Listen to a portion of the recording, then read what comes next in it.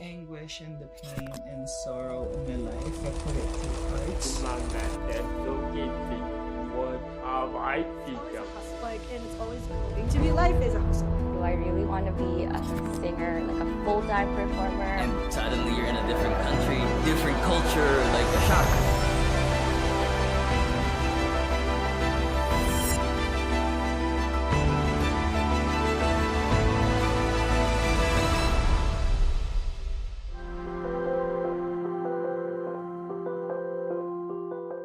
A lot of people are like, how do you survive like as an artist? I'm like, well, you can't just rely on one thing because you have to spend money in order to make money. You can't just stay in the past all the time. It's not just about like getting better at drawing. It's about just also being able to adapt to all the new things that come to us and having that capacity to be uncomfortable. There's so many talented artists that have not been able to pursue their passions or their hobbies because they didn't think it was going to make money or they didn't have that confidence.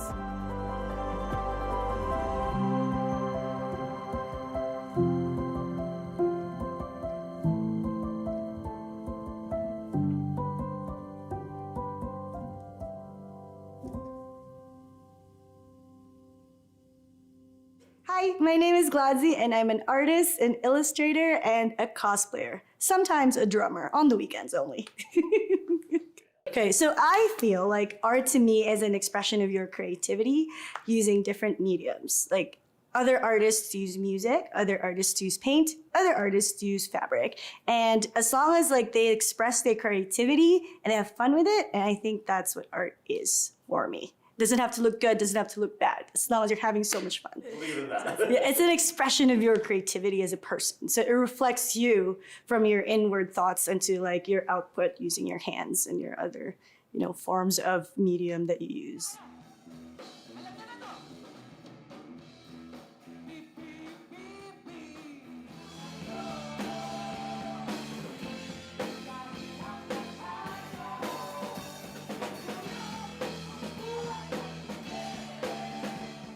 Why is it hard to find a female bassist? I don't know. I think that's a universal thing. It's really hard. It is. It's very rare. They're all singers. Singers or even drummers, guitarists, but very rare. Very rare bass. Yeah. Music has always been a huge part of my life, partly because of my dad. Romeo, hey. I know my dad is a very talented musician. My grandma is a very talented. Both my grandmas actually. They're both singers, and my dad is a singer, and then he loves 80s rock.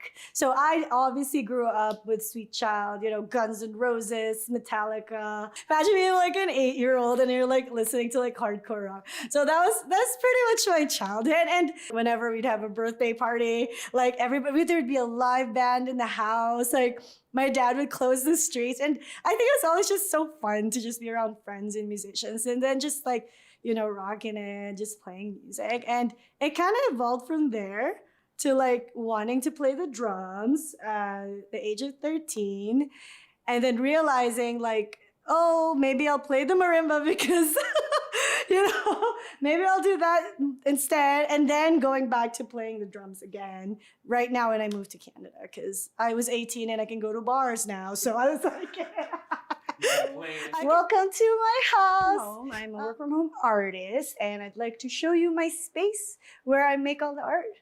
So this would be my room where the magic happens. Well, kind of. This is my work from home studio. I do a lot of my illustration work here, and I also do a lot of my shop orders. Like when I pack orders, this is where I do them for my online shop.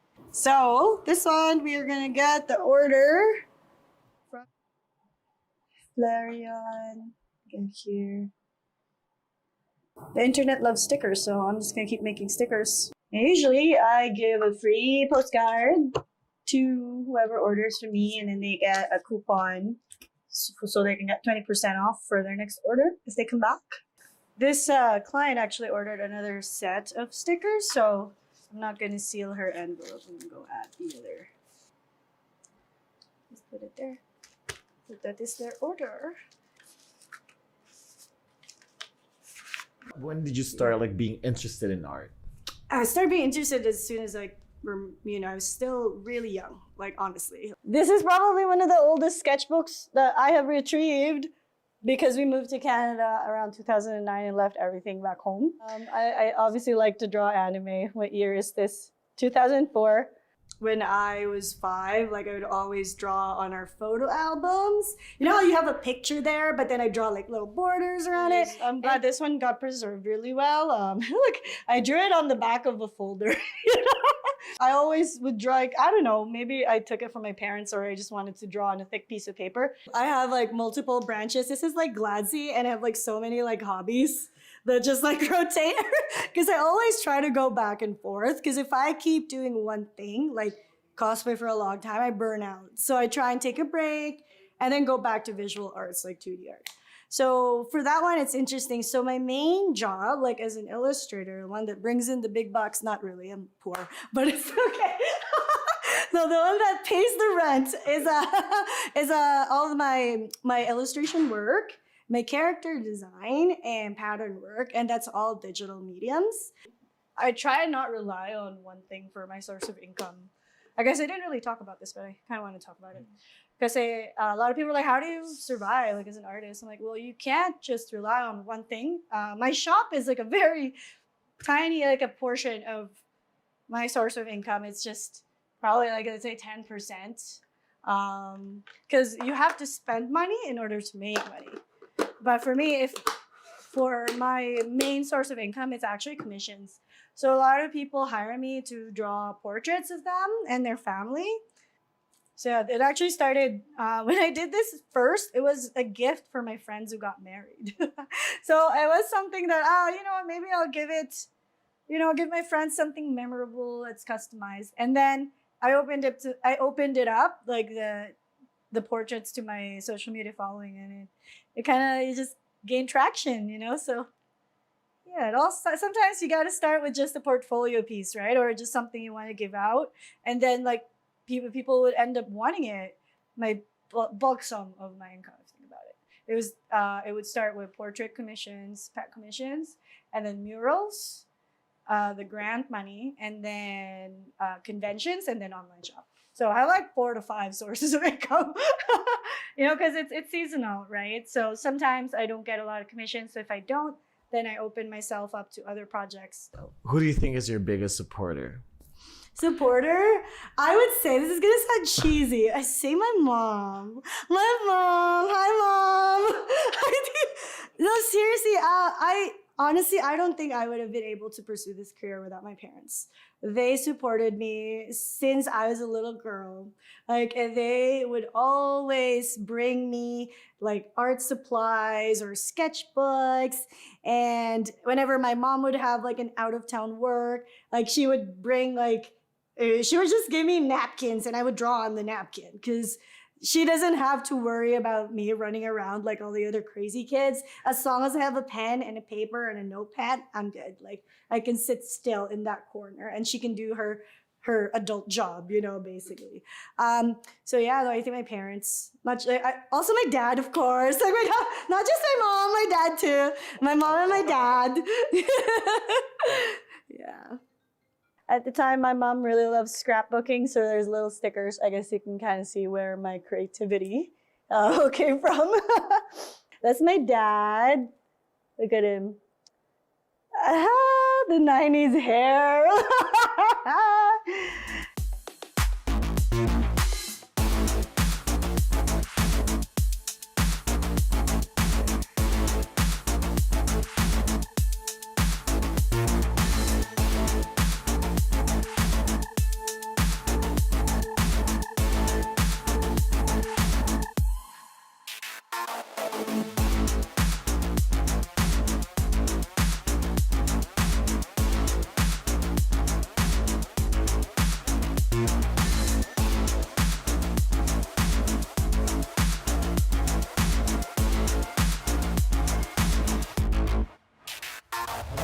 Cosplay. I wanted to do something different that's not homework. So I was a student at ACAD for 4 years. I started in 2012, and then I majored in visual communications design, and it was a very hectic program.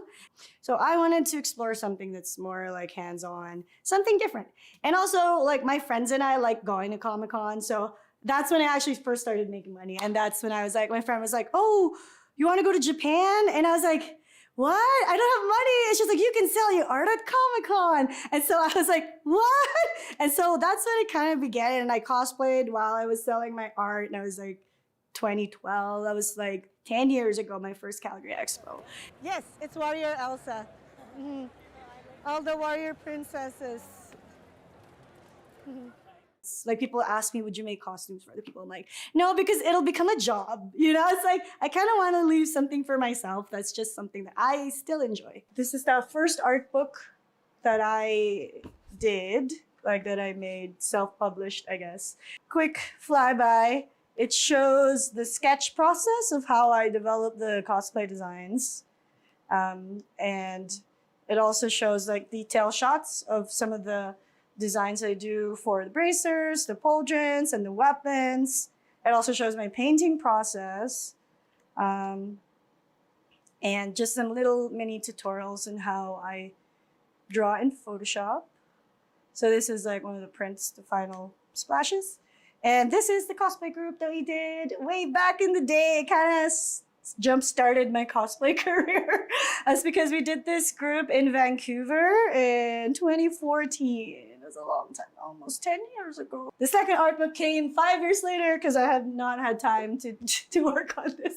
And people were like, where's your second art book? So this one features more of the, let's say, humanized Pokemons, dragons, like inspired by a lot of the creatures that we love, but I also like want to make it more like armor and humanized so that people can wear it at a con without being an actual monster creature or something like that.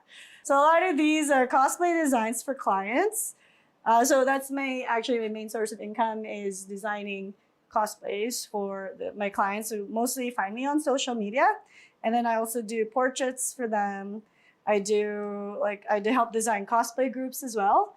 It's like this one here is like a Victorian style, one of my favorite pieces, because I usually draw armor, and this is nice. It's like Victorian Rococo inspired armor for Shara Ishvalda. So yeah, a client messaged me and she's like, can you help me design this? I'm like, of course, I got you. So that's how it ended up looking at the end. So these are cosplayers that also cosplayed my design, and this is the big cosplay group, which was also a turning point for my cosplay career. It kind of jump-started it more because this is so hype at the time. I used to say we hyped it up because we were posting kind of secret progress pictures, and a lot of these cosplayers have a very huge following, and so they're super inspiring, and I love working with them. And we all come from like different parts of Canada and the States too. And then we all went to this convention so we can debut it. And the art book earlier, when the Warrior Princesses kind of blew up, some magazines reached out to me and my friends and we got featured. I think this is a Canadian one. So they did an entire spread of our work and then we did an interview. So here's some of the pages. The rest here, it's pretty similar. It's pretty special. Like this one here is actually a German magazine, which I cannot understand, but it's super cool to be like. The magazine is Kohaku. My peak cosplay years is about 2014 to 2018, 2019, I think. So this is Warrior Toothless. Actually, here's a print of that. This is also like iconic in my cosplay career. It's inspired by How to Train Your Dragon, the Toothless, because I don't want to be a dragon, so I wanted to do armor. But I love the character. So this one here is an American published cosplay armor making guide that my like super idol like Kamui cosplay, they like inspired me and actually taught me a lot of what I know as a cosplayer because of their books. So there's that magazine. There's a couple more, but I gave them to my grandma because she really wanted a souvenir. So I was like, here, you can have it. Because I had one where I was in the front cover. And I was like, hey, you can have it, grandma. But, yeah. All right. Last one is the crazy newspaper feature that I did not expect to be a front cover feature. I thought they were like just gonna interview me. I'm like, sure, because this is actually meaningful to me because this is one of my first jobs as an artist. I was a graphic designer, so I was an intern to do design for this newspaper in Jasper. As soon as I was like after high school, I think, and so they're like, we're looking for interns. So I worked there for a couple summers. So I've done the layout and everything, and to be featured like 7 years later in the front was kind of like super crazy and meaningful. So I was like crying when I saw it. Here, former Jasperite, living in the fantasy world. I'm actually part of an artist collective called Filipinx Kasaganaan Artist Collective, and it's a group that we formed way back in 2019. So it includes my brother and I and Kuya Alan Rosales. So Kuya Alan was the one that is like kind of like our team leader. He's the Kuya, you know. When we first got our first opportunity, it was at YYC Bump. So that was a mural festival here at the Beltline, and we got in, and we were like, oh my gosh, we're doing this. And we just kind of brainstormed, like, what would it be cool to have a tinikling mural and b-boy, you know, because it was like a mix of old and new, kind of keeping in touch with traditional aspects of being Filipino so that, you know, the older generation could also relate to, and also the newer second generation, or even just modern art or dancers, you know, that know b-boy. Like most of the titas would be like, what's a b-boy? It's breakdancing, tita, so that's what they know. So I have to like explain it. And then so other people be like, what is that dance? Like, oh, it's tinikling. So, but the good thing about it is that like even from like, you know, afar, like people can recognize that it was tinikling right away. Like when I posted like a teaser on Instagram, I only painted the bamboo and legs, and people knew that it was tinikling. And so it was pretty awesome. So so that was our first mural, and we did 2 other ones. Like it was still also related to Filipino culture, but for that one, it highlights women empowerment and youth empowerment. I'm up with the idea of having a pabitin because in the traditional game of pabitin, you know, once a kid grabs a prize, it normally pushes or pulls down the entire bamboo, and in which therefore gives opportunity for all the other kids around and playing the game to grab the prizes as well. So in this sense, it's more like we put ambitions as prizes or features, and then, you know, it's a matter of like helping each other out, and once one has one, and then everybody has a chance to grab the other ones. And then we just put traditional Filipino, a lot of the outreach and outlooks of what they want, being a basketball player, an artist, a musical artist, and then a traditional visual artist. And then we have the Canadian flag because a lot of them are still trying to attain what it is to be Canadian, a Filipino Canadian in this society. And so in order to generate those concepts, we had a community gathering with you know, Filipino women and also Filipino youth. And so we brainstormed what it means to them to be Filipino or to be a woman in the industry. And there's so many great ideas that we were able to come up with, and that's how the design came to fruition. And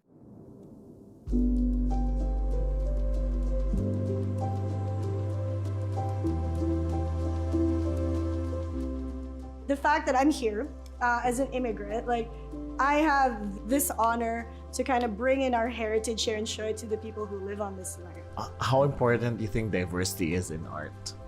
I think it's very important because if it's not diverse, it'd be super boring. Like it's like staring at a blank canvas. So I think it makes art is so much more exciting when you have so many like creative minds that are crazy enough to like create certain things with like do like different mediums and like, I mean, performance art and all that and music.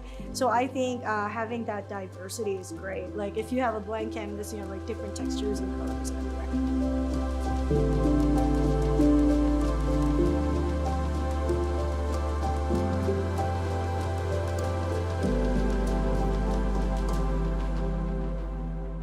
How would you tell Gladzy's story?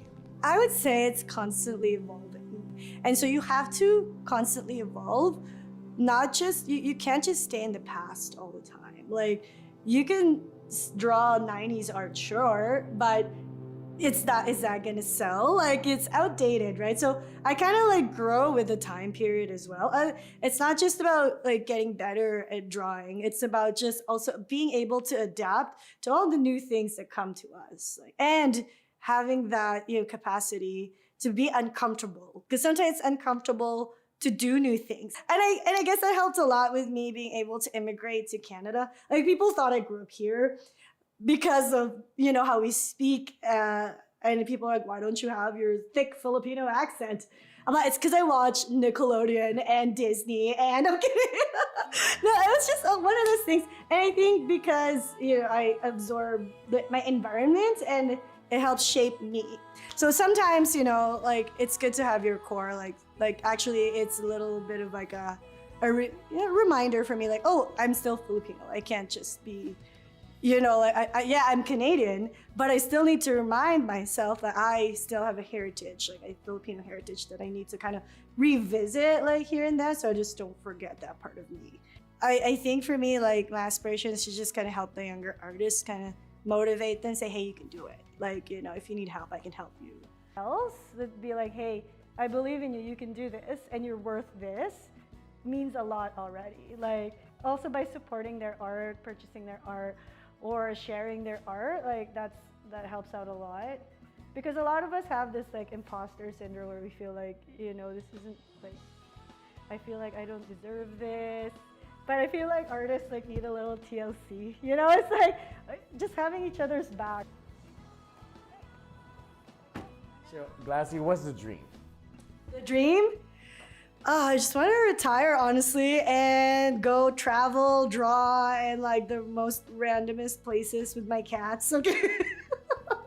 Okay, right? I think no, seriously, to have like just that stability and still be able to do art, because it's always a hustle, like, and it's always going to be, life is a hustle, but also, you know, just something that would make our lives more comfortable and be able to, like, kind of reach out to other people too. So